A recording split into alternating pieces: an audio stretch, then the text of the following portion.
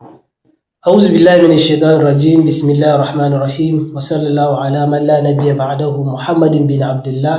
صلوات الله وسلامه عليه وعلى آله وصحبه ومن اهتدى بهداه واستنى بسنته إلى يوم الدين وبعد السلام عليكم ورحمة الله تعالى وبركاته كما dai yadda aka sani sunana Ismail Hussein Alfultawi CEO kuma founder na wannan makaranta na Edu Hausa. Insha Allah za mu fara kawo muku karatu dangane da abin da ya shafi tarihin manzon Allah sallallahu ta'ala alaihi wa alihi wa sallam cikin harshen Hausa, wadda za mu yi karatu ne a cikin littafin Khulasatun Nurul Yaqin, wanda mutane za su fara samun wannan ingantaccen ilimi na tarihin manzon Allah sallallahu alaihi wa sallam cikin harshen Hausa, kuma ilimi daga tushe, wanda insha Allahu shi ne zai ba mu asalin haƙiƙa ko kuma tabbacin tarihi na manzon Allah sallallahu alaihi wasallam da kuma wasu abubuwan koyi a cikin ɗabi'u da kuma kyawawan halayensa, wanda ni ne Ismail Hussein Alfultawi zan dinga gabatar mana kuma cikin wannan tasha tamu ta Edu Hausa ƙarƙashin wani program ni da na shirya, wanda nake kiran program ɗin da suna tarihin farin jakada masoyin Allah manzon Allah sallallahu alaihi ta'ala wa alihi wa sallam.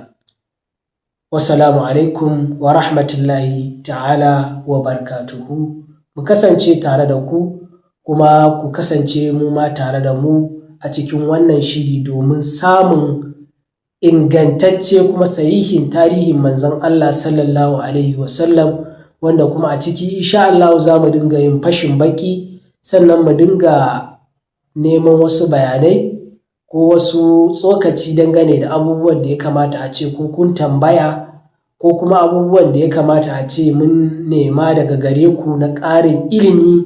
da kuma ƙarin sani, saboda shi ilimi kogi ne. A kowane fanni da kake ganin kana da shi, to sai an samu wanda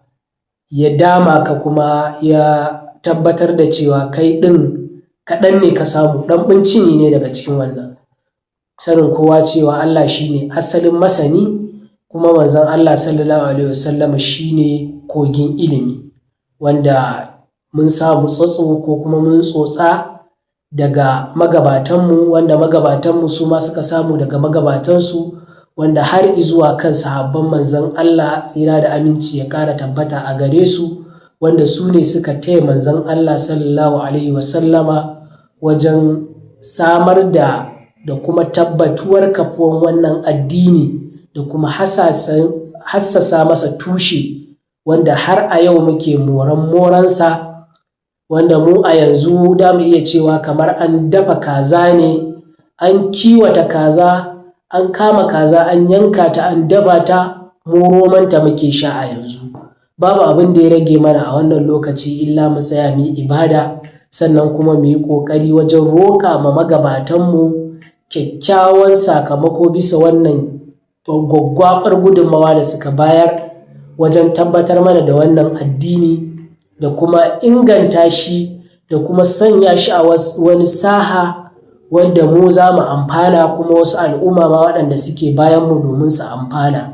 Kuma insha Allah a ciki za mu dinga yin wasu rubuce-rubuce wajen highlighting waɗansu abubuwa sanannu dangane da abubuwan da ya kamata a ce mutane sun mai da hankali a kai a cikin tarihin na manzon Allah sallallahu alaihi wasallam.